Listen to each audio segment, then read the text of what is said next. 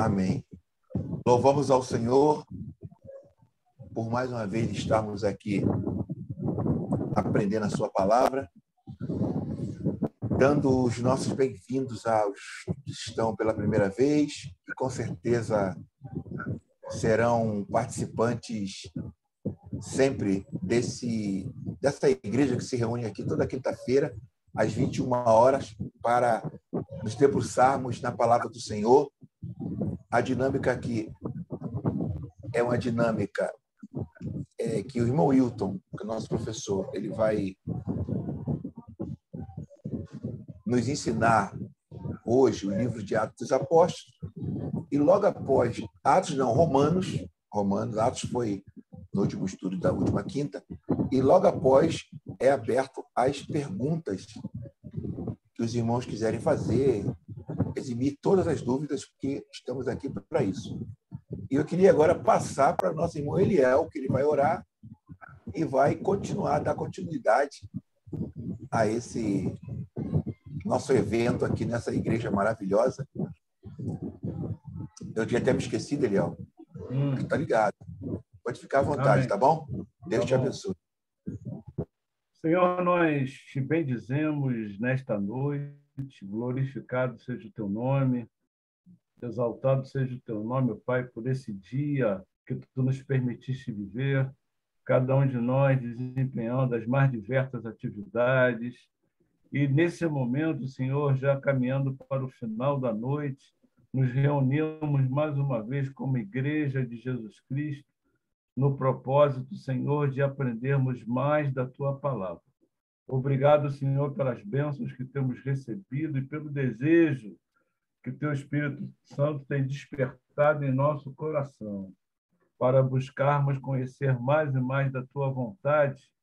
E te agradecemos também especialmente porque tu tens levantado o Wilton, Senhor, o professor Wilton, sempre disponível, Senhor, a compartilhar as porções que tu tens derramado sobre a vida dele, sobre as verdades da tua palavra.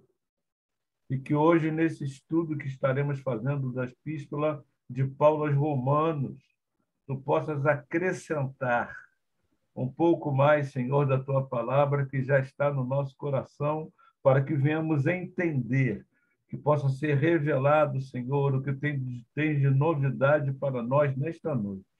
Eu te louvo não só pela vida do Wilton, mas por cada vida, cada um de nós, que podemos participar nesse momento.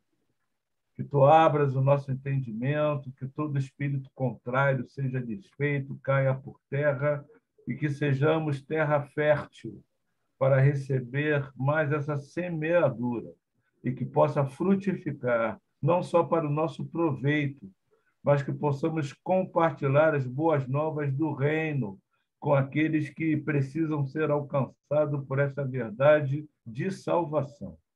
Seja com aqueles que ainda vão entrar, Senhor, e que seja mais um tempo de bênção na tua presença, em nome de Jesus. Amém.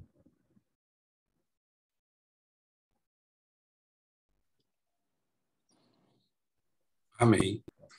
Amém. Boa noite, meus irmãos. A graça e a paz. Vocês estão me ouvindo bem? Amém. Amém. Então vamos lá.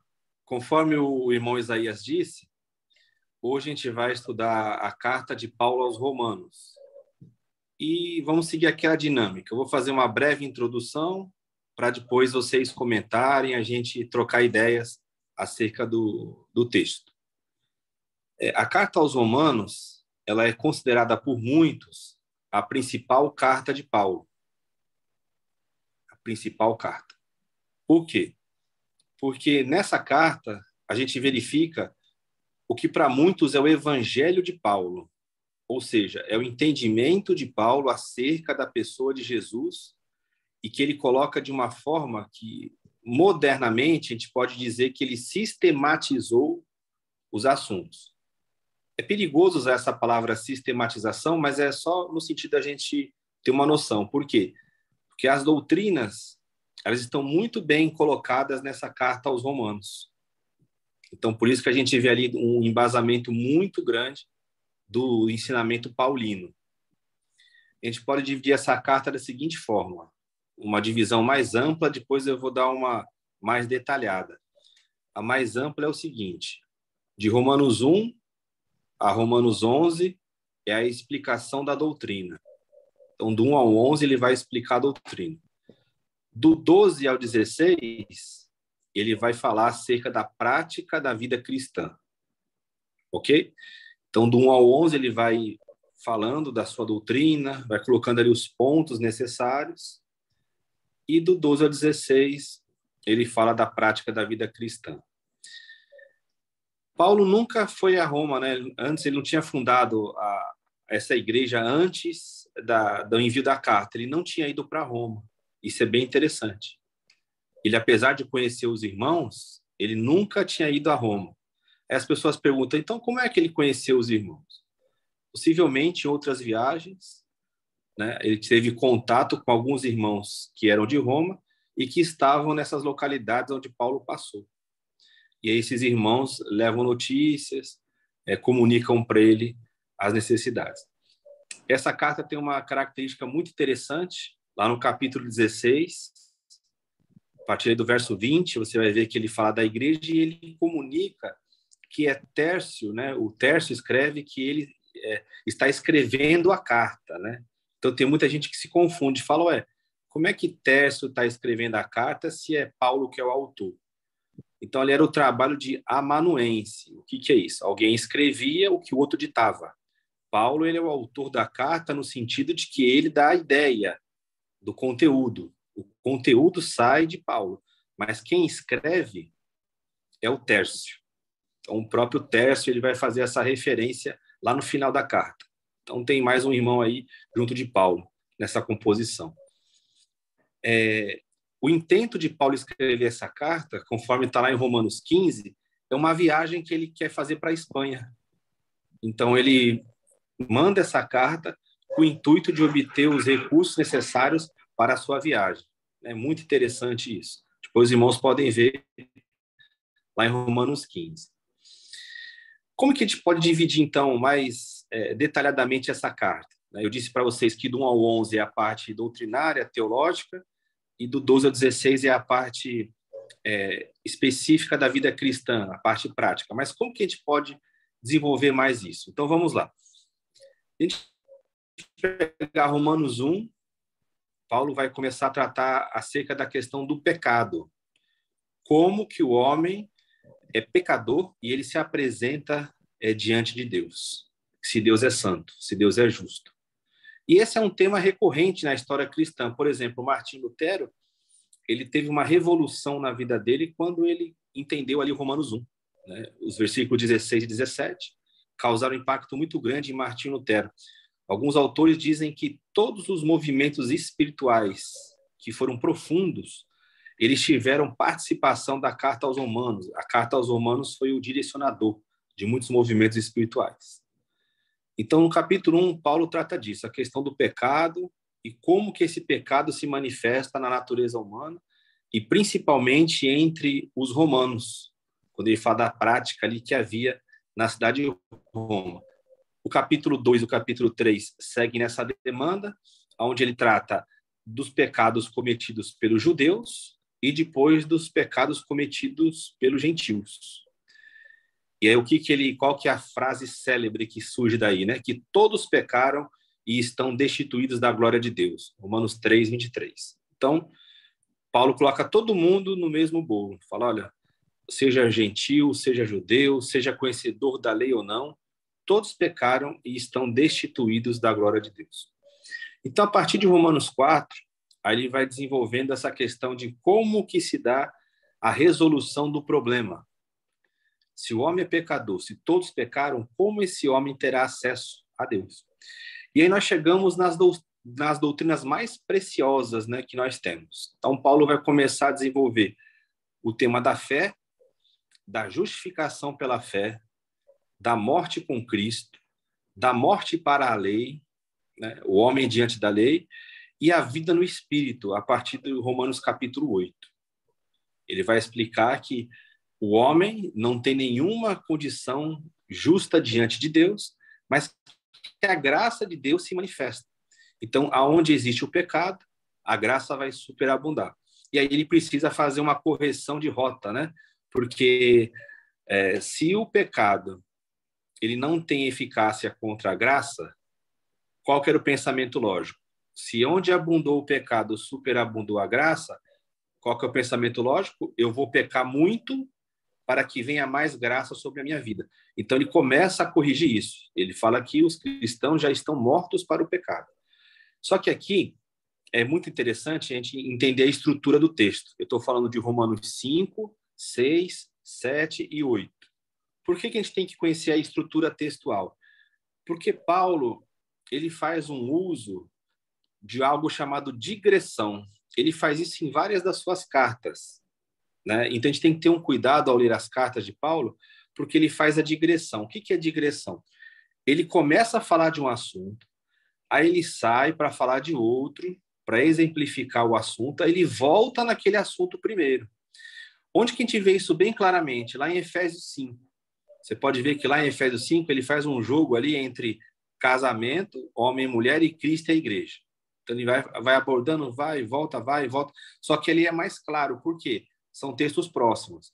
Mas em muitas cartas ele fala de uma coisa e dá uma pausa, aí ele vem com o desenvolvimento dele grande e depois ele volta para o início. Por que eu estou dizendo isso? 5 ele fala dessa questão da graça.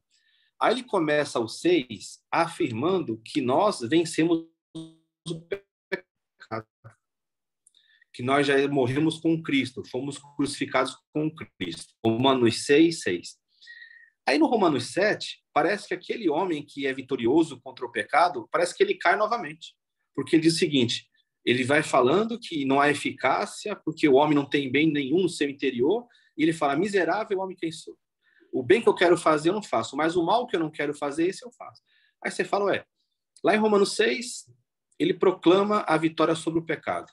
Ele diz que nós morremos para o pecado, que nós não devemos mais servir ao pecado e que nós devemos apresentar os nossos corpos agora como um instrumento de justiça.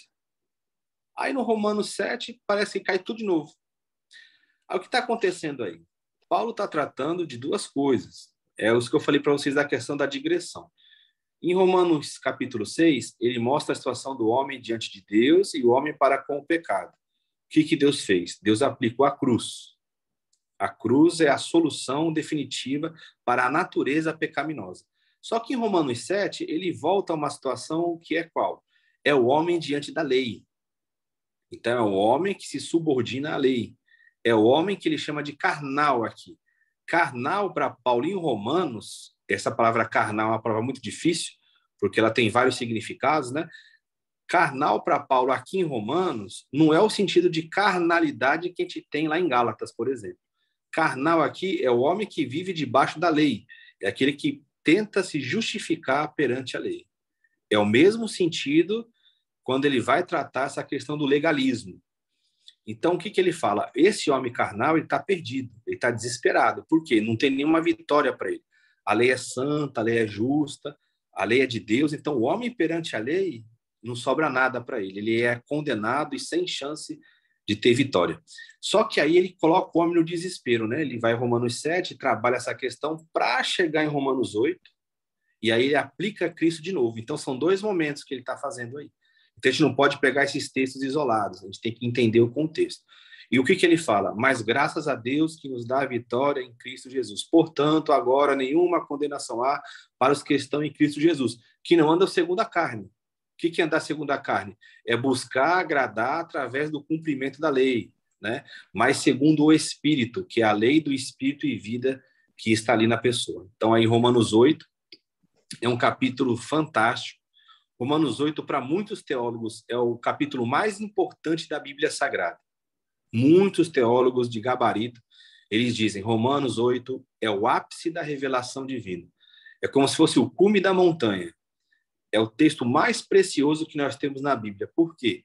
Ele vai trabalhar essa questão da vida do Espírito, ele vai trabalhar a questão da vida plena nesse Espírito, ele vai trabalhar a questão da nossa filiação com Deus, né? O Espírito confirmando que nós somos filhos de Deus, ele vai dizer que todas as coisas vão cooperar para o supremo propósito de Deus, e aí ele desenvolve, lá em Romanos 8, 29 ao 31, aquela corrente sagrada, né? Corrente dourada da salvação.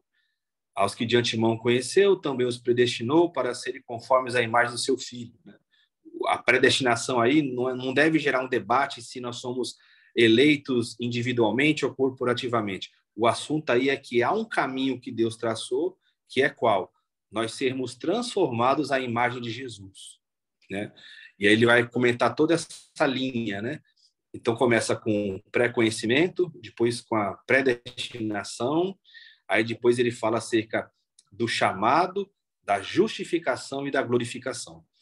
Só que se você olhar essas cinco linhas aí, esses ganchos que ele vai colocando, parece que faltou um assunto, porque dá um pulo da justificação, que é aquilo que se dá quando a gente é convertido, né? Quando o Senhor nos converte.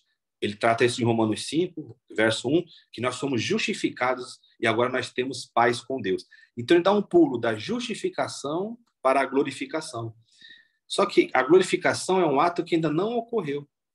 E aí você fala assim, então, o que tem entre a justificação e a glorificação? O que faltou aí? Paulo se esqueceu? Não, ele não colocou por quê? Porque no Romanos 8, 28, ele está dizendo, todas as coisas cooperam para o bem daqueles que amam a Deus, daqueles que são chamados segundo o seu propósito. Isso é santificação na Bíblia. Então, entre a justificação e a glorificação, existe a santificação. O que é a santificação para Paulo? É o trabalhar de Deus na nossa vida para nos conformar cada vez mais com a imagem de Jesus. Ele vai dizer lá em 1 Coríntios 1:30 que Cristo é a nossa santificação. Então, esse é o trabalhar. Nós somos inseridos no supremo propósito, fomos justificados, e aí qual que é a conclusão disso que ele faz em Romanos 8? Que agora nenhuma condenação há para os que estão em Cristo Jesus e que também ninguém tem autoridade para vir com essa condenação sobre nós. Porque ele fala, quem tentará acusação contra os escolhidos de Deus? É Deus quem os justifica. E ali ele vai dizer uma das declarações mais lindas que já foram feitas, que nada pode nos separar do amor de Deus que está em Jesus. Ele coloca todas as esferas possíveis na linguagem. É claro, ele não vai ser exaustivo, porque senão ele teria que colocar todas as palavras que existiam na época. Né? Mas ele pega ali todos os grupos, todos os conjuntos, e ele cita e ele fala que nada pode nos separar do amor de Deus que está em Cristo. É uma das declarações mais profundas de toda a Bíblia. Romanos 9 ao 11 é aquela questão da eleição de Israel, porque é o seguinte, se Cristo, ele cumpriu tudo que ele tinha que fazer, e Paulo está anunciando Cristo, aí tem uma pergunta que é muito interessante, que é a seguinte, ora, se Jesus é o Messias, se ele é Deus encarnado, se ele é verdadeiro, por que poucos judeus acreditaram nele? Por que pouca gente? Por que a maioria não acreditou? E ali ele vai explicar isso. Ele vai falar da eleição da graça. Né? Ele vai dizer quem são os verdadeiros israelitas. Então, o Romanos 9, 10 e 11 é usado para justificar esse pensamento. Paulo faz uma declaração muito ousada. Ele fala que, por amor aos judeus, ele preferiria ser considerado como anátema, separado de Cristo, para que eles pudessem alcançar a salvação. Então, ele vai trabalhando isso. Ele fala, olha, você não pode olhar pelo número. Deus cumpriu tudo em Cristo, mas Deus sempre tratou com o remanescente da graça. Então, ele desenvolve isso. Romanos 9, 10 e 11. Né? Aí vem os questionamentos, amei Jacó, aborreci Esaú, aquela coisa toda que vocês conhecem. No final de Romanos 11, é um texto muito interessante também, porque como é o final da doutrina, Paulo está entrando em assuntos muito profundos. Aí ele chega num momento que ele para. Ele fala assim, olha, a mente de Deus é insondável. Quem pode entrar nos caminhos do Senhor? Quem é que pode chegar nessa dimensão? Então, parece, assim, numa linguagem figurada, que quando Paulo está escrevendo essa parte, ele dá uma parada, ele se ajoelha e começa a louvar a Deus. É o fim da parte teológica. Então, você vê que isso é maravilhoso, por quê? Porque mostra que a gente não compreende a totalidade de Deus. Se nós compreendêssemos Deus totalmente, ele não seria Deus, ele seria um ídolo. né? Nós teremos domínio sobre ele, mas a nossa mente não alcança a grandeza de Deus. Então, Paulo para o assunto ali, ele chega nesse ápice da grandeza de Deus, e aí ele vai partir para a vida prática, que é Romanos 12, né? Aí ele vai rogar pela compaixão de Deus que os irmãos apresentem os corpos como sacrifício vivo, santo e agradável a Deus, que é o culto racional. Então, para Paulo, prestar um culto a Deus não é a reunião da igreja, né? Prestar um culto a Deus é a vida cristã. Logo em seguida, ali em Romanos 12, ele vai trabalhar a questão da funcionalidade de cada membro no corpo, os dons que Deus distribui e os conselhos práticos, né?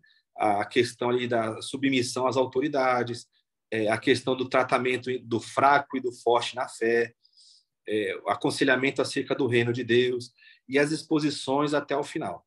Então, de maneira geral, meus irmãos, essa carta ela é muito preciosa porque você vê ali o pensamento de Paulo sendo expresso de uma maneira muito objetiva, muito clara, né? E como ele não conhecia os irmãos, como não tinha aquela demanda direta, Paulo faz um apanhado geral e pela graça de Deus, graças a Deus, que essa carta ela chegou até nós. Então, Romanos é assim, para você estudar durante toda a vida, né? Tem vários comentários aí na internet, tem livros maravilhosos acerca do comentário de Romanos, mas o que você guarda é isso. É como se fosse ali a expressão do pensamento paulino de uma maneira sistematizada, onde você aprende ali acerca das doutrinas, você aprende assim acerca da vida cristã de maneira muito prática, eficaz, e é uma carta muito preciosa que, quando a gente se dedica a estudar, você vai brotar na sua mente o que brotou na mente de todos aqueles que estudaram essa carta no passado e ainda estudam, que o justo, ele vive pela fé. Se fosse para ter um resumo dessa carta, é isso. Romanos apresenta o evangelho que mostra que o homem não tem condição alguma de ser aceito por Deus, a não ser pela fé em Jesus. É através disso que ele é justificado e ele passa a viver segundo o que Deus planejou e coordenou para cada um de nós. Amém? Deus abençoe os irmãos. Passar para o irmão Isaías.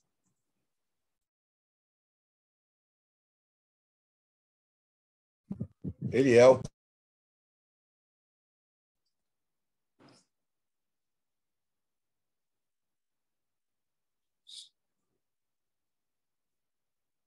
O irmão Eliel quer fazer então essa parte? Por favor, Eliel. Que abriu o microfone dele aí. Eu precisei dar uma saída para resolver uma situação. Não ouvi. Qual é a parte que você quer que eu faça? Isaías. A parte das perguntas, etc. Deixa eu perguntar. Abrir a parte das perguntas? Amém. Amém. Então, vamos lá, gente. Depois dessa bela explanação do nosso professor, alguém tem alguma pergunta para fazer, alguma dúvida?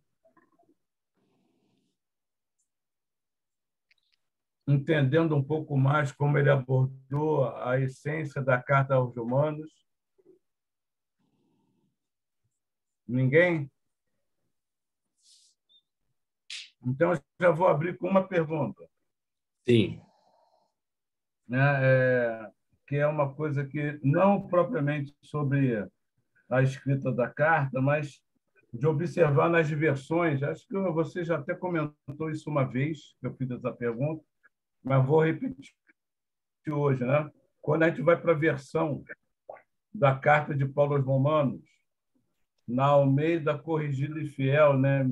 1994, a gente vê lá que, portanto, agora nenhuma condenação há para os que estão em Cristo Jesus, que não andam segundo a carne, mas segundo o Espírito. Qualquer outra versão da Bíblia que você pegue não tem esse final, mas segundo o Espírito.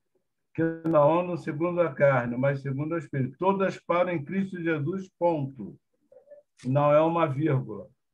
Só a Almeida Corrigida e Fiel traz essa parte B, né, que a gente podia dizer do versículo.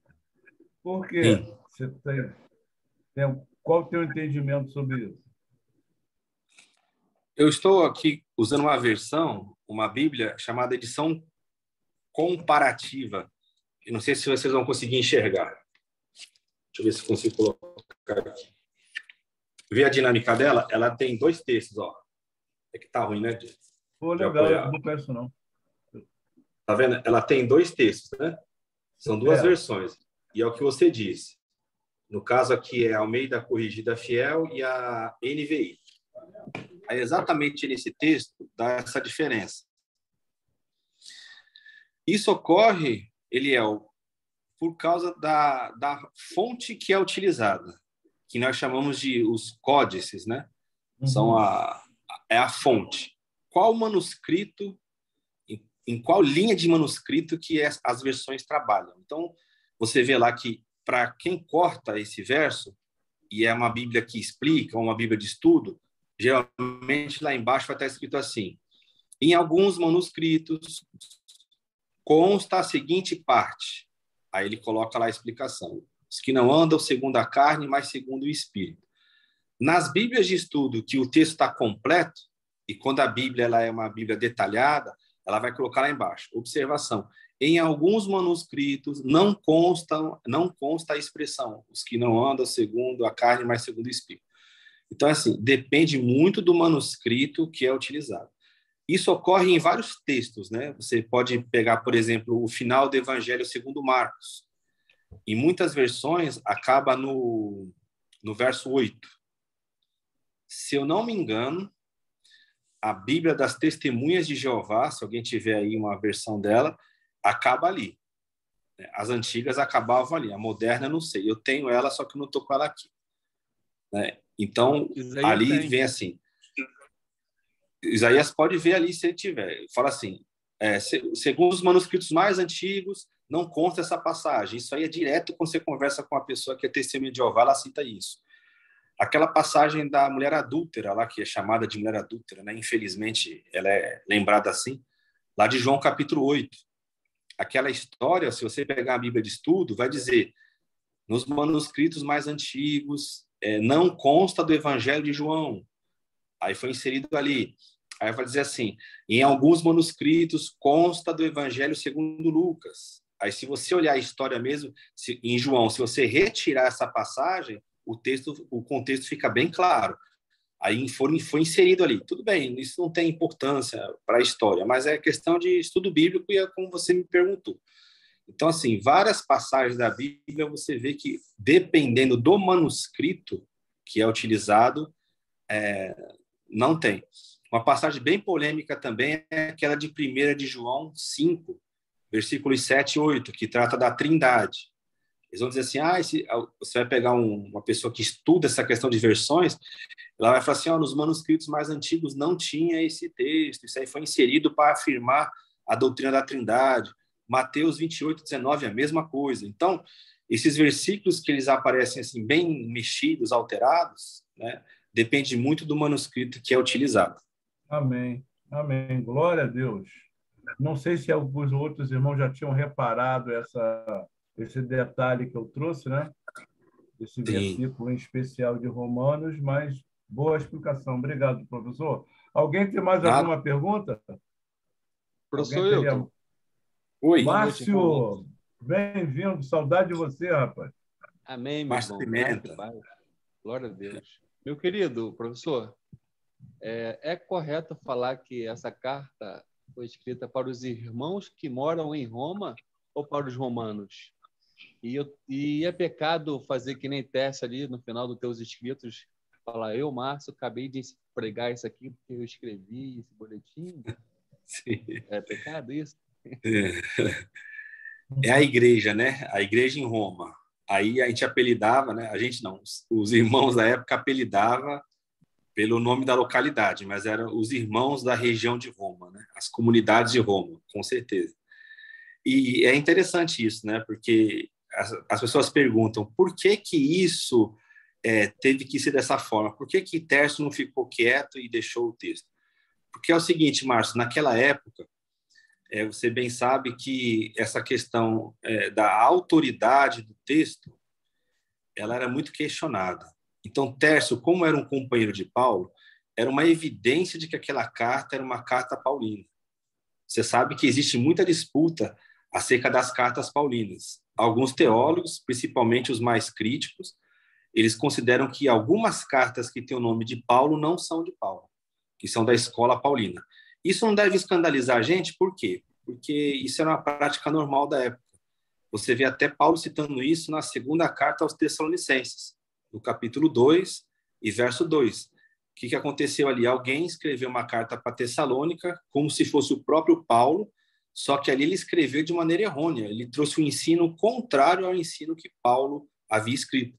Então ele fala assim, não os perturbeis, né, através de qualquer palavra, espírito, ou seja, alguém que fala alguma coisa na igreja, alguém que fala dizendo que está inspirada pelo Espírito, ou por carta, como se de nós tivesse sido encaminhada. Então isso era uma prática, assinar o nome do professor, do mestre lá.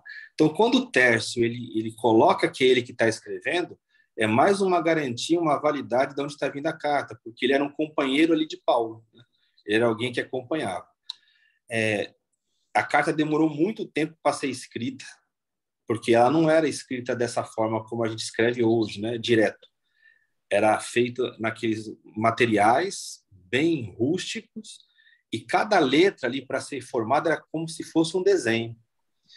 Alguns chegam a dizer, não sei se isso é uma coisa exagerada, mas aí é área de especialista, que essa carta demorou mais de 300 horas para ser escrita. Então, você imagina quanto tempo isso demorou, porque eles não ficavam escrevendo direto. Paulo tinha que trabalhar, os irmãos ali saíam, então, geralmente era à noite, não tinha luz elétrica, né? Era uma condição muito deplorável e demorava muito. Então, essas cartas eram muito trabalhadas. Por isso, às vezes, que você vê no escrito paulino, ele está vindo com um tema, daqui a pouco parece que ele mudou do nada, você fala, Paulo, o que aconteceu aqui? Mas é isso, é porque às vezes acabou o dia, aí quando voltou no assunto ele já voltou com outro tema e a pessoa foi escrevendo, né? A escrita da época era bem diferente da nossa. Então é bem possível que, em função dessas questões, o Tércio ele tenha que escrever ali que é ele que está fazendo aquela escrita para não haver confusão, né? Ótimo. E poucas vezes eu ouço a questão de andar segundo a lei, andar segundo a carne, era a forma de andar segundo a lei. Eu vejo poucos comentários falar sobre isso, porque muitos dão ênfase no pecado para amarrar nessa questão do pecado, principalmente dentro das reuniões, né? Então, eu achei interessante o irmão comentar, já ganhei, né? Fui muito abençoado de estar aqui assistindo, participando hoje. Penso. Amém. Essa palavra carne, Márcio, ela é muito difícil, né? É a palavra sarx no grego, porque ela tem vários significados. Você vê carne como esse exemplo de Romanos, na própria carta aos Gálatas, você vê dois sentidos da carne ali. Paulo fala assim, vocês receberam a pregação através do Espírito ou da carne? Então, ele vai falar que carne ali era voltar para a lei, né? E na mesma carta ele fala que obras da carne ali é isso, é aquela obra que não vem do Espírito. Carnalidade, às vezes, também é divisão, né? Quando ele fala aos coríntios, ele fala assim, vocês são carnais, vocês não são espirituais. E ali não é voltar para a lei. Carnal ali é viver numa obra da carne mesmo que separa os irmãos. Então, é uma das palavras mais difíceis de tradução. Por isso que tem essas dúvidas, né? Então, sempre tem que recorrer ao contexto para a gente ver o que a palavra significa. Irmão Hilton, já acabou, Marcos? Pois é. Em Romanos 5:18, Sim. o texto diz assim, pois assim como por uma só oferta veio o juízo, por uma só ofensa veio o juízo, Romanos 5:18, sobre todos os homens para a condenação, assim também por um só ato de justiça veio a graça sobre todos os homens para a justificação que dá vida. Sim. Esses todos os homens, na realidade, no original é muitos homens, né? Não é todos os homens, né? Aquela... Isso aqui seria uma tensão teológica? Seria por quê? Porque eu já vou para a leitura do texto, assim, brigando com o texto. Eu já falo assim, o que o texto quer me dizer? que a salvação ela pode ser oferecida a todos ou somente para os eleitos. E aí há até um desenvolvimento do universalismo. Se pegar esse texto literal, né, e juntar com o de Coríntios, quando ele fala da ressurreição ali, você vai cair no universalismo, ou seja, é o caminho natural de quem vai abordando o versículo dessa forma, porque literaliza, pega assim, Paulo tira do contexto, e a sua pergunta é muito interessante, e a pessoa fala assim, tá vendo? A gente não recebeu a condenação em Adão? Recebemos. Foi para toda a humanidade, não foi? Ó, como o pensamento é lógico. Foi para todos. Você pecou? Você foi lá e desobedeceu? Fala, não, eu recebi através do pecado original, né, que é a doutrina que foi criada lá. Ok, então todo mundo pecou em Adão. Você concorda que se Adão, que era um homem falho, ele pecou e ele levou todo mundo para a condenação, o ato de Cristo é maior que o ato de Adão. Então, se a condenação veio através de um, a salvação veio através do outro. Então, vai alcançar todo mundo. É um pensamento lógico. É um pensamento lógico. Só que você tem que fazer o quê? Juntar com toda a Escritura. Né? Juntar com toda a Escritura. É um debate teológico interessante. É aí que a dificuldade, a falta de mestre para isso. Isso. Porque Paulo não está tratando desse assunto como a gente trata calvinismo, arminianismo, e não está fazendo isso. É que a gente vai para o texto já com a caixinha teológica e fala assim, texto, o que você fala acerca da minha caixinha? Aí o texto vai falar sim ou não, segundo o seu entendimento, e não segundo Paulo. Aí a gente teria que fazer uma busca lá em Paulo. Se Paulo estivesse vivo, a gente fala, Paulo, o que você quis dizer nesse texto mesmo? O que é a ideia? Aí ele fala, não estou falando de arminianismo, calvinismo, isso aí é o entendimento de vocês.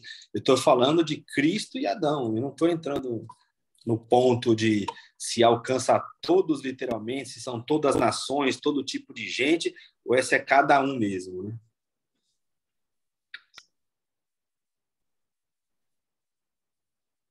Amém. Mais alguma pergunta, gente? Eu tenho mais 15 aqui, Então, pode fazer a próxima aí.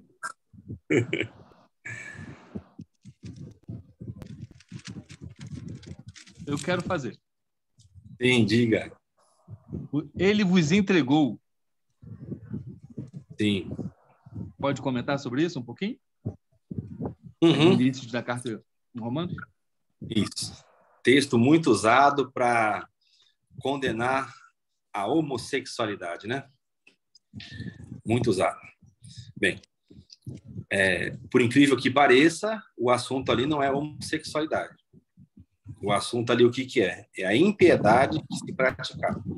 Começa ali no 18, né? Do céu se manifesta a ira de Deus sobre essa questão toda. Então, do céu se manifesta a ira de Deus, e Paulo vai escrever naquele contexto ali das práticas romanas.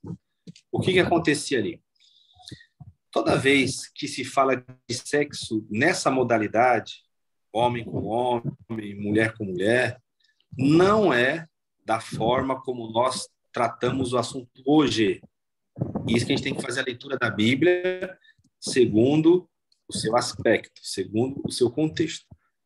Eu falando assim, eu não estou falando que, então já que não fala, pode ser, pode ter relação. Não. Para tratar dessa questão de relacionamento amoroso, homem com homem, mulher com mulher, nós temos que partir para uma outra coisa, que é a questão do supremo propósito, lá de Efésios 5, mostrar essa questão de Cristo e a igreja, homem e mulher, numa outra dinâmica. Por quê? Se você pegar esses textos isolados, né, eu sei que o Márcio não fez isso, mas eu estou dizendo, as pessoas vão para o texto, pegam o texto isolado, se você pegar um teólogo que é estudioso, e ele te mostrar ali as palavras, ele vai derrubar todos os seus argumentos contra a homossexualidade, porque o texto não está falando disso. Sodoma e Gomorra, por exemplo, o que era o problema ali? Era a questão do estupro, era a questão da falta de hospitalidade. Ezequiel vai confirmar isso. Então, ali era a questão do sexo angelical, ter relação com os anjos. Era uma crença antiga, está lá em Gênesis capítulo 6. O que acontece aqui? Aqui, em Romanos, Paulo está falando o seguinte, a prática romana, a prática de vida de Roma, que é a prática que os irmãos ali estão enfrentando no seu dia a dia, ela é uma prática que ocorre porque, como esses homens, eles adoraram mais a criatura do que o Criador, esse ali é o contexto, aí foi seguindo o quê? Uma depravação. Então, começa na idolatria. Então, aqui tem uma base que é a mesma do Antigo Testamento. Essas práticas cultuais, sexuais, elas estão relacionadas com a idolatria e não com o amor de um homem para com outro homem. Aqui não é isso o assunto. Então, quando fala que Deus os entregou, o que acontece? Essas pessoas não buscaram honrar a Deus, elas foram buscar honrar a criatura. Aí o que Deus faz? Deus, como que ele abre mão, ele retira a sua mão graciosa por um espaço de tempo. Aí o que ele faz? Ele deixa essas pessoas livres. Aí o que vai acontecer? Elas vão mergulhar na idolatria até chegar no ponto do que a gente chamou na história do quê? O bacanal, que era o culto do Baco, né? E o que eles faziam? Paulo vai descrevendo as práticas. Os romanos estão entendendo esse sentido. Eles vão adorando mais a criatura do que o Criador, eles vão se voltando para suas paixões indecentes, ao ponto de os maridos abandonarem as suas esposas nessas festas, nessas orgias. E o que eles fazem? Eles se inflamam uns para com os outros, homem com homem, mulher com mulher. Esse é o ponto máximo. Isso aí você vê em filmes como Calígula, filmes que tratam do Império Romano, você vê lá as práticas cultuais e celebrativas. Paulo, escrevendo aos Coríntios, ele fala a mesma coisa, só que com outra linguagem. Ele fala assim, não deita com prostituta. Aí você fala, mas precisa falar isso? Porque o que tem a ver deitar com prostituta? É lógico, lá tinha um culto de Afrodite, de Cibele, das deusas, onde a prática do culto, o que era? Era o culto sexual. Né? Então, a gente tem sempre que ler esses textos dentro do seu contexto. Então, abandonar isso. Deus deixou eles seguir os seus próprios instintos. Então, eles vão chegando nessa depravação. Quando Paulo fala disso, ele usa uma outra palavra que é bem interessante. Lembra nas obras da carne, lá em Gálatas 5, a partir do verso 19?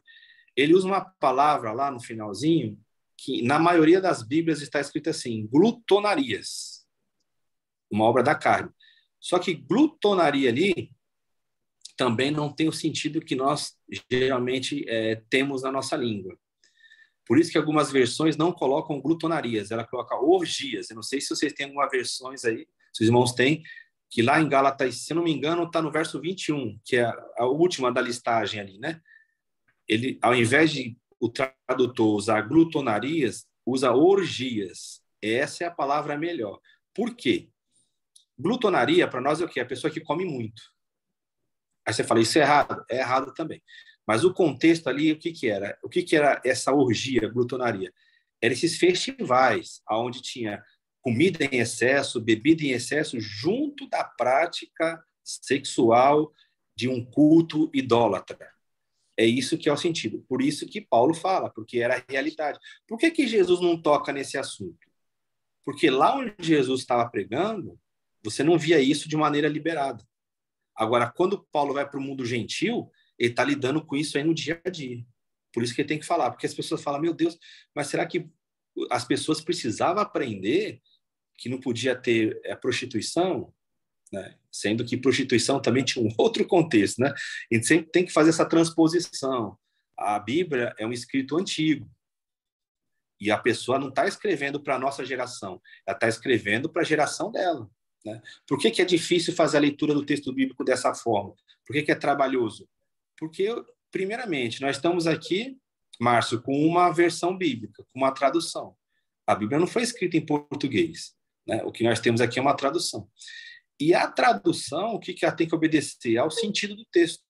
Por isso que é um trabalho difícil, graças a Deus, pela vida dos tradutores. Só que hoje, com as descobertas arqueológicas, tal, fica melhor para compreender.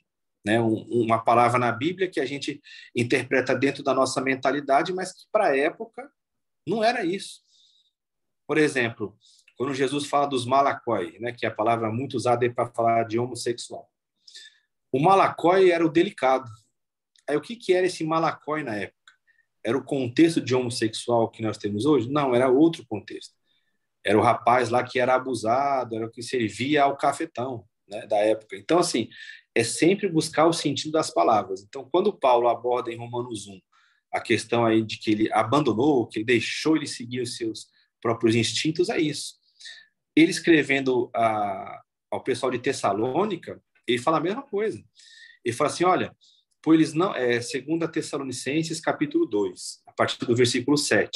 Ele fala assim, olha, em função de eles terem recusado o amor da verdade, Deus enviou a eles o quê? O espírito do erro, para que eles creiam na verdade, na mentira, porque eles não acolheram o amor da verdade. Então, Márcio, é como se fosse uma justa retribuição.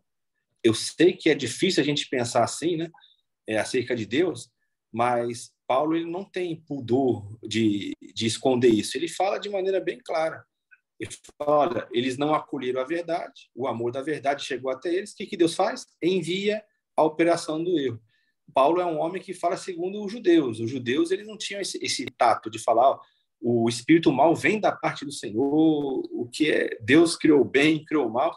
Então, eles tinham essa questão. Eles não tinham muito medo não de abordar. A gente joga muito com o diabo, né? Mas Paulo não. Fala, ó, como eles não acolheram a verdade, o espírito do erro vem e vem da parte de Deus como um juízo sobre eles.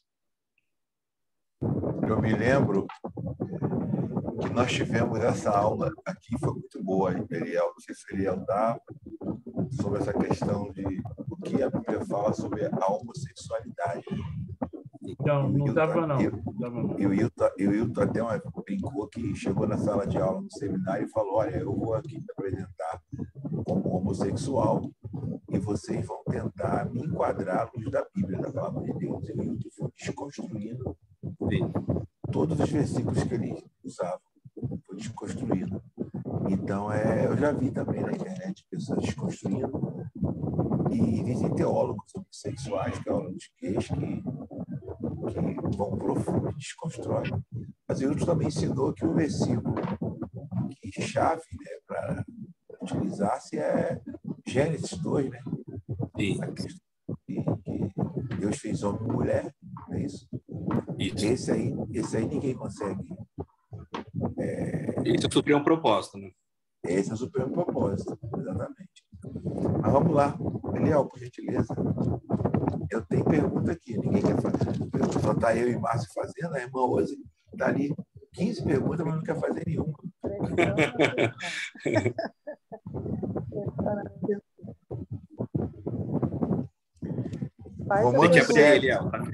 Romanos 7. Estou com ele aberto aqui, ó. Estou com ele aberto aqui na minha frente. Essa analogia, essa analogia da epígrafe do texto aqui, do casamento, seria a lei o marido e a mulher o povo? Sim, sem dúvida. Ele usa a figura do casamento para falar da questão da lei. É o seguinte, você só pode ser liberto da lei se a lei morrer para você. Como que a lei morre? Quando você passa a crer em Cristo. Lembra que ele fala aos Gálatas? Isso é profundo, Hilton. Eu amei quando eu aprendi isso, cara. É muito. Ele fala assim, já morri para a lei. Quando? Lá em Gálatas 2, lembra que ele fala? Estou crucificado.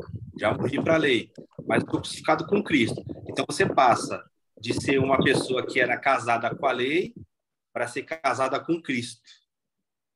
Porque a finalidade da lei é Cristo, né? Romanos 10:4. O fim da lei, a finalidade da lei é Cristo. E lá em Gálatas ele vai dizer também.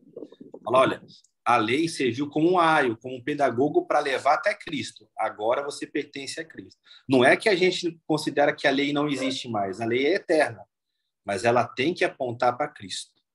Nosso cumprimento da lei é Cristo. Nós vivemos, nos garantimos diante da lei, não através da nossa força, porque senão estava perdido, mas através de Cristo. E aí Paulo resume toda a lei no que é a lei cristã.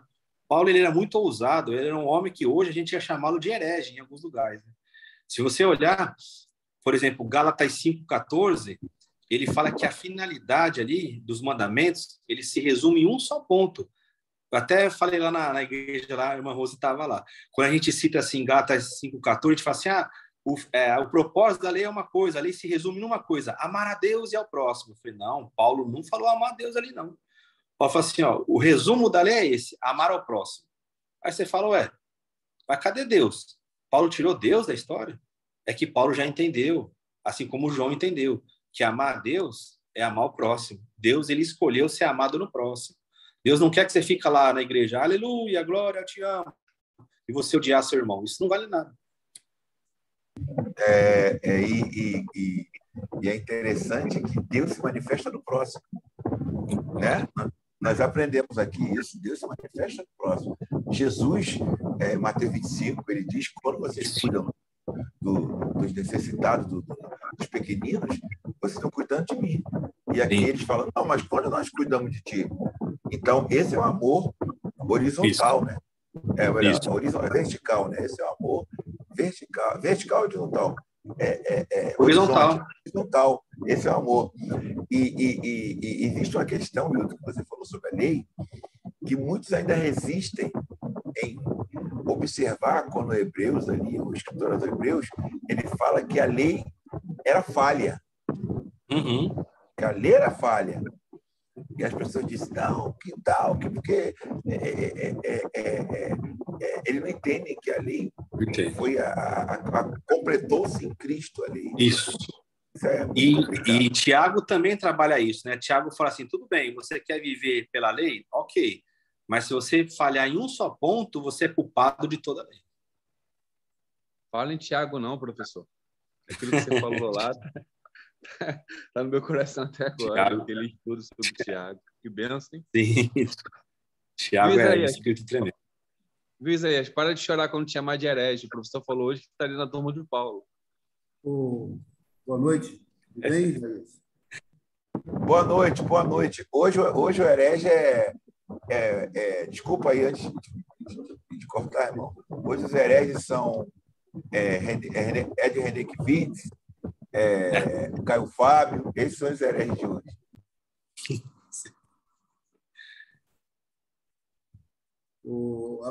Uma pergunta, só uma dúvida, né? Dúvida não, né? É um esclarecimento também que às vezes a gente passa por despercebido. Jesus, ele implodiu o corpo sacerdotal, né? Para isso mesmo, para que todos pudessem ter o direito à salvação. Porque, infelizmente, os judeus, né, que estavam falando do amor de Deus, eles não permitiam que todos tivessem o direito, né? Então, Jesus, ele implode, ele faz a implosão do corpo sacerdotal. Ele destrói, ele acaba com tudo e fala para a gente que nós somos o templo, que nós somos sacerdotes e ele é o sumo sacerdote. Então, é uma coisa muito bonita. Ele dá a todo ser humano o direito de ser um cristão, né? O direito de adorar a Deus. Enquanto os judeus, na sua época, né, estavam limitando as pessoas. Tanto é que eles não tocavam em pessoas impuras. Eles não tocavam em pessoas que não eram judeus. Então, havia essa dificuldade muito grande. A gente vê Jesus com a mulher prostituta, vê Jesus falando com a mulher samaritana, quebrando totalmente os tabus, né? Quebrando os tabus que a religião coloca, né, sobre o ser humano, né? É uma coisa interessante. Quem que está falando aí? É o Luiz Carlos que está falando. Oi, Luiz, tudo bom? Tudo bem? Tudo bem. É muito interessante isso que você está dizendo. Se você pegar e juntar o Evangelho segundo João e o Hebreus, você vê que esses dois escritos, eles tratam da supremacia de Jesus. Jesus é maior que tudo. Então, tudo que é colocado diante de Jesus cai. O templo cai, a casta sacerdotal cai, Moisés cai, Jacó cai, os anjos caem, o sacrifício levítico cai, tudo cai diante de Jesus. Então, não sobra nada. É só Cristo que é superior a tudo, ele é suficiente em tudo. É isso aí. Glória a Deus por isso.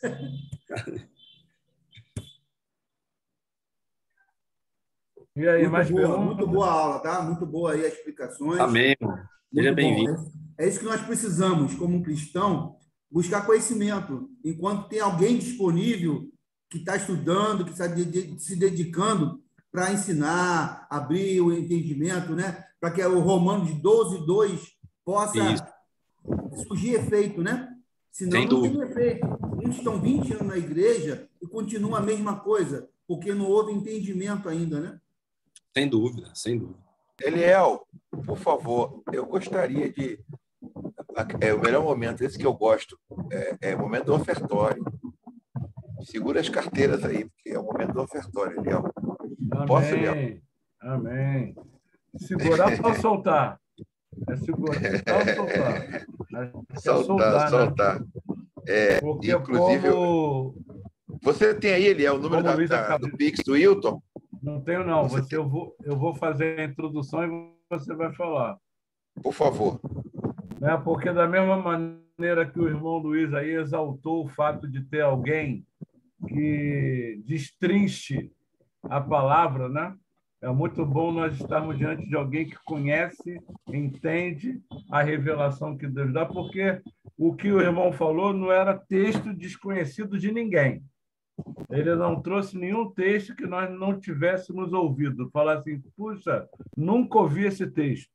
Pelo contrário, é um texto extremamente conhecido, mas a palavra de Deus ela é revelada e traz detalhes que, mesmo você conhecendo, às vezes você nunca tinha atentado.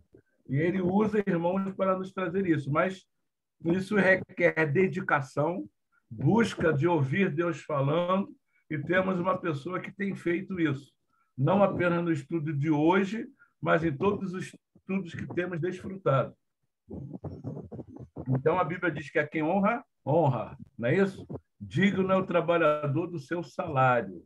E a história que eu sempre ouvi Isaías contando do nosso querido irmão Hilton é que, em um determinado momento da sua vida, Deus levou-o a deixar um bom emprego para que ele se dedicasse a isso que ele tem feito conosco, o estudo da palavra e o compartilhar da palavra.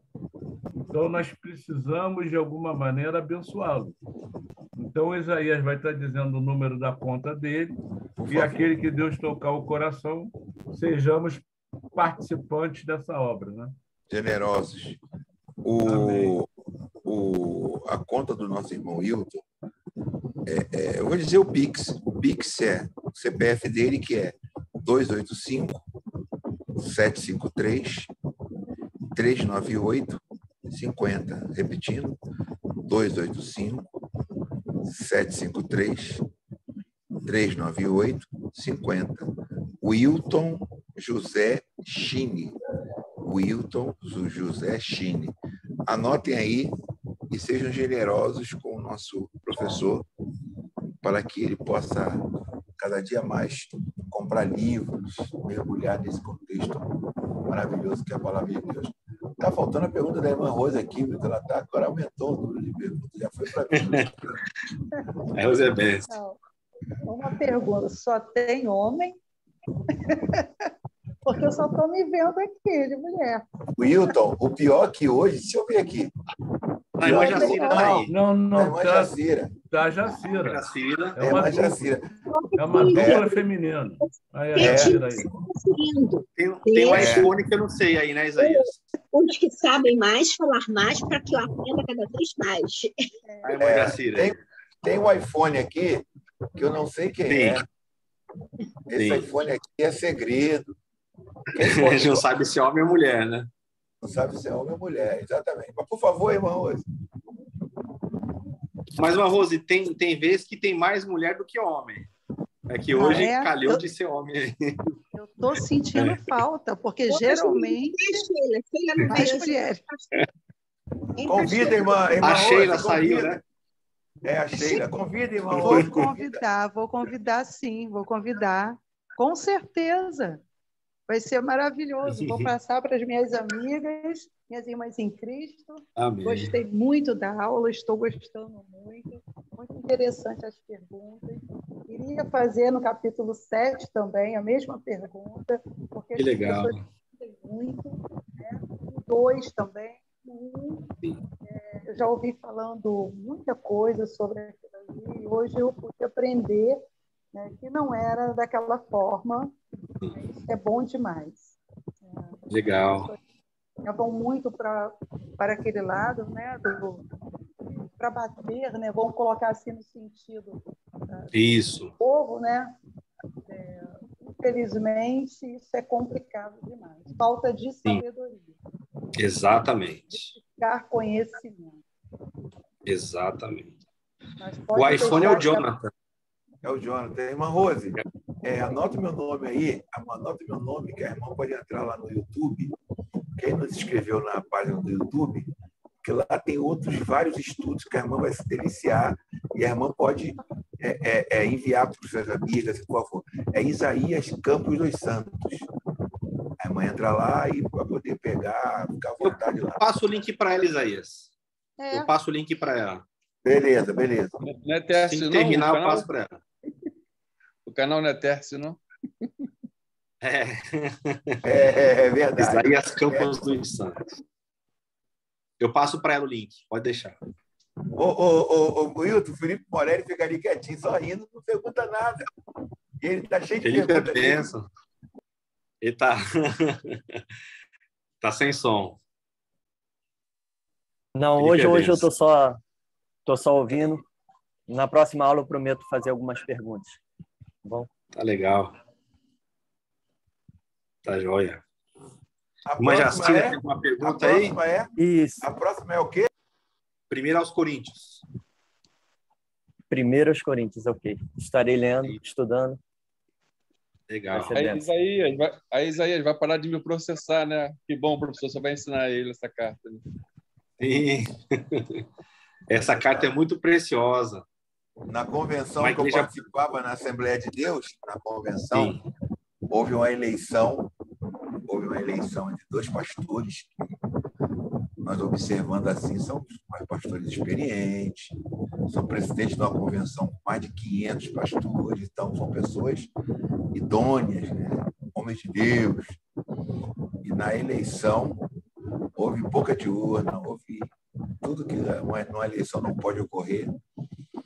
E no final, o que perdeu foi na justiça, botou na justiça, foi algo assim. Isso. Aí os juízes me disseram que a juíza era uma juíza de outra religião, Ela falou, gente, como é que eu que sirvo aos Exus vou ter que julgar a causa de vocês? Cara, algo assim, só a graça de Deus desse nosso boteco de aleluia, igual aquele irmão fala. São um bando de botecos de aleluia. Casas que às vezes o Espírito Santo já está fora há muito tempo, mas amém.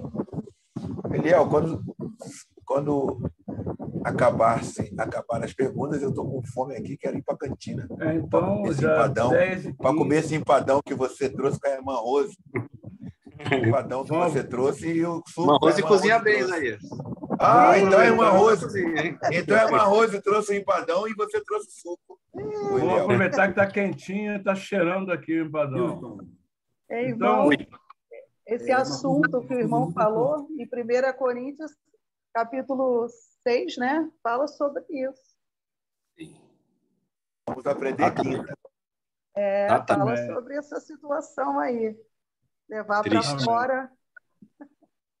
Amém. Alguém querendo perguntar aí, eu acho, Eliel. Tem mais alguém querendo perguntar? Hilton, uma coisa muito importante que eu tenho observado é que, infelizmente, 90% das igrejas elas não apoiam os estudiosos, aqueles que se dedicam em conhecer a palavra, que se formam em teologia, que fazem uma pós-graduação. A igreja vê como inimigo, vê como fosse dominar a igreja, tirar o poder da igreja, em vez de usá-los, em vez de usufruir do conhecimento, porque o teólogo ele está ali para auxiliar, para ajudar, para evitar a heresia dentro daquela igreja, orientar o povo para o caminho correto, como você está fazendo aí, que teve essa oportunidade, você está falando das coisas corretas, da interpretação, da exegese correta, né? Da hermenêutica correta.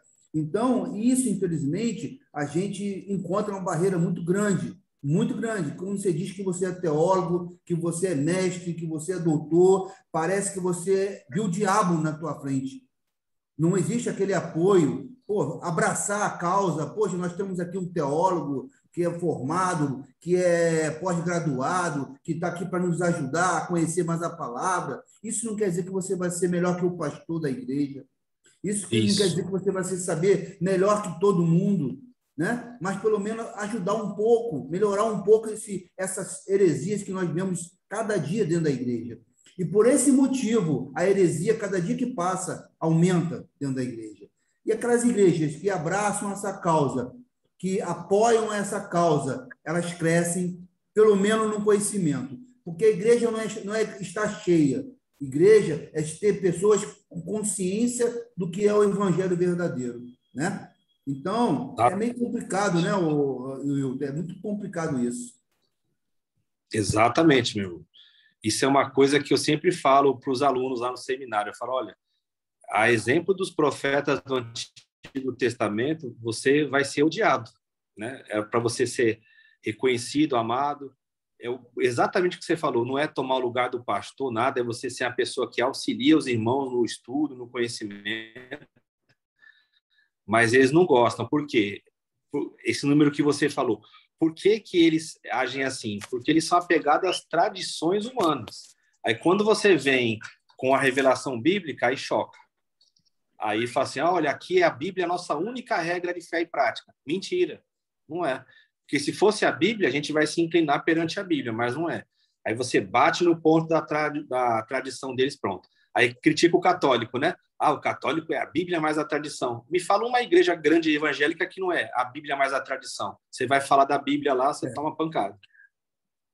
É verdade. Isso então, mesmo. Infelizmente, a gente vê muito isso, né? Infelizmente, Sim. Essa repugnação, né? Exato. Eu fiz na Assembleia de Deus, foram 3 anos fazendo lá, mais um ano de pós-graduação, a faculdade vazia. Sim. Uma faculdade vazia, com poucas pessoas fazendo. Era para estar cheio aquilo ali, as salas era para estar todo mundo lotado. Não há incentivo do próprio líder em fazer que os membros venham a conhecer a palavra, venham a conhecer como que é a palavra, né? Eles têm medo de perder, porque foge o controle. Esse é o grande problema. Você ficar alienado ao que ele pensa, ao que ele acha. Quer dominar um país, quer dominar a igreja, tira a educação. Isso, exato. Tem todo um contexto aí de manobra. O próprio texto bíblico fala, se você for um mestre, você receberá mais duro juízo. Se você ensinar o que é certo, a primeira cabeça que está prêmio é a sua. Por quê? Você está ensinando, mas não vive. Então, você deixa, vai levando conforme a onda, né? Aí ninguém cobra ninguém, aí fica tudo tranquilo. É exatamente isso. Manipulação mesmo. Eu acho assim também. Muitos fogem dos teólogos, professores, mestres, porque eles vão ser obrigados a desconstruir muita coisa. E desconstruir dá trabalho. E aí eles optam em ficar com aquilo que já tem do que se aprofundar. Exatamente. Felipe, na minha igreja, o Wilton conhece meu pastor, ele é Gesiel também, Eliel também, não conhece meu pastor. Ele desconstrói com tranquilidade. Ele chega para a igreja e fala, igreja, aquilo que eu ensinei estava errado. Isso aí. Simples assim. Isso é humildade. Assim. Isso é humildade. Quando o Wilton vai pregar lá, estou falando diante de Deus isso. Ele pega a cadeira, está me vendo aqui, ele pega assim, bota a mão na cadeira assim, abaixa assim e fala assim, isso aí, eu preguei isso errado, Isso que ele fala, e ele faz, entendeu? Essa questão de perder a salvação, que você perde a salvação. Fechou aí, Isaías. Essa questão de dizer que você perde a salvação, e esses assuntos assim, ele fala, gente, e ele aprende, se aprofunda e passa para a igreja. Toma e passa para a igreja. Entendeu? Tanto que quando a pessoa chega de outras igrejas para lá, da DVEC, não sei da onde, o Antônio que está aqui, que está aqui, é da minha igreja, o Antônio Carlos. Ele passa agora por um dia, não foi no caso dele, foram 2 meses aprendendo as doutrinas bíblicas que a igreja crê. Então, ali já desconstrói um montão de balela, heresia que ele aprendeu em outras igrejas, entendeu? Essa questão de salvação, questão de apresentação de criança, questão de... e outras questões mais, entendeu? Então, é muito interessante nós entender que por que eu, Hilton, a irmã Sheila e Eliel, as pessoas que estão mais aqui, sempre aqui, né?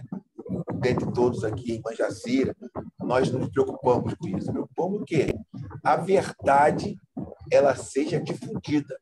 E quanto mais pessoas vier para cá para aprender, infelizmente, o povo brasileiro não gosta de ler e não gosta de estudar. O cara pode ser médico, o cara é médico, o cara é advogado.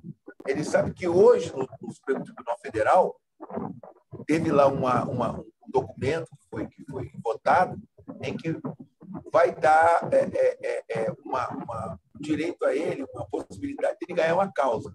Aí ele vai estudar aquela cláusula ali, vai estudar. Por quê? Porque aquele ali vai dar dinheiro para ele.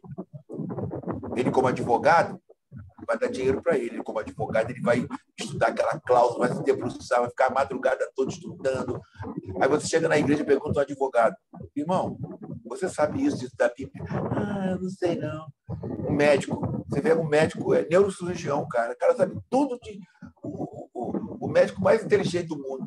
Irmão, não conhece a Bíblia. O cara é crente há 15 anos, não sabe nada da Bíblia. É um ignorante bíblico, não sabe nada da Bíblia. Ah, que eu sou crente desde criança, nasci no Evangelho, sou evangélica até hoje.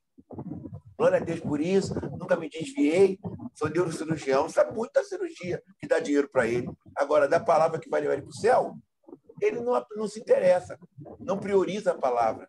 Ele não prioriza a palavra. O Hilton está aqui hoje e o Vascão dele está jogando. O Vascão não, o São Paulo dele está jogando. Tomara que esteja ganhando o Palmeiras, que eu não gosto de Palmeiras. Mas, entendeu? Se fosse contra o Flamengo, entendeu? Mas o Hilton priorizou estar aqui. Igual dia, uma quinta-feira nós estávamos aqui, eu falei: Senhor, na minha oração, eu falei: Senhor, tu sabe que eu queria estar vendo o jogo do Flamengo. Falei na oração, tu sabe que eu queria estar vendo o jogo do meu Mengão. Mas eu decidi, escolhi estar aqui porque eu quero aprender que a tua palavra é mais importante para mim do que qualquer coisa. Então, aqui, infelizmente, aqui vem 15 pessoas, 18, 15, 10, 8, 15, e fica nisso. A pessoa fala: pô, gostei pra caraca, gostei muito. Mas na hora de mergulhar, a pessoa vai escolhe outra coisa. Ela é incapaz de dizer assim: gente, igual eu semana passada na minha igreja, oração, daí, todo 3 dias no final do mês é oração. Eu falei: gente, pastor, eu vou no meu estudo. Tem que ir no meu estudo. Acabou, cara. Meu estudo, entendeu? Vou pro meu estudo e pronto. O que é mais importante para mim é aprender a palavra, principalmente para viver e depois para poder passar para os irmãos. Por favor, Eliel. Amém. Amém, meus irmãos. Antes que o empadão esfrie, né? Empadão da irmã Rose, trouxe quentinho, mas já está ficando frio. Então, vamos orar. E já que a irmã Rose trouxe o empadão, vou pedir ela para orar, encerrando esse estudo maravilhoso. Que os irmãos tenham uma noite de um sono reparador. Lembrando que a palavra de Deus diz que enquanto dormimos, Ele trabalha na nossa vida, os propósitos do nosso coração. Então, que você possa ter um sono tranquilo e que Ele nos dê uma manhã de muita vitória, de muita experiência com Ele. Amém? Obrigado pela presença e vamos nos programar para estarmos juntos na próxima quinta-feira. Irmã Rose. Amém. Amado Deus e eterno Pai, Senhor, eu quero lhe agradecer por esse curto período de tempo que estamos aqui aprendendo mais de Ti, Senhor. Amém. Mais da Tua palavra. Porque a Tua palavra é que vai nos levar até o Senhor. É a Tua palavra que nos salva, é a Tua palavra que nos liberta. É a Tua palavra, Senhor, que faz abrir o nosso entendimento e nos dá sabedoria para que nós possamos seguir em frente, para que nós possamos, Senhor, seguir até o alvo, que é o céu. Meu Senhor, eu lhe agradeço por essa rica oportunidade, por cada irmão que está aqui, e que muitos possam, Senhor, participar e aprender mais de Ti. Abençoa, Senhor, a cada um, abençoa a noite de cada um. Dá sonhos, Senhor, de revelação aos Teus filhos. Meu Pai, nos faça crescer na graça e no conhecimento a cada dia. Amém. Gente, Amém. Wilton, passa aquele estudo, Wilton, sobre a mulher no Novo Testamento, não é isso? Eita, Deus.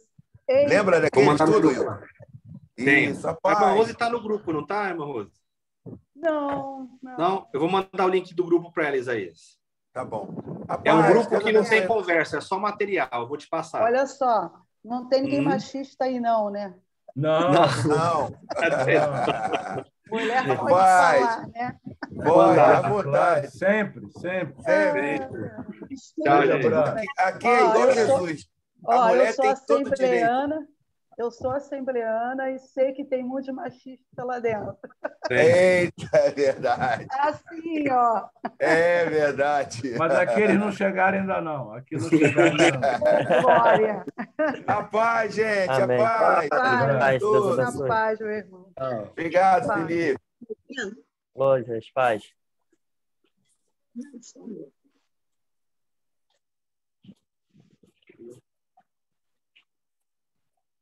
Peraí.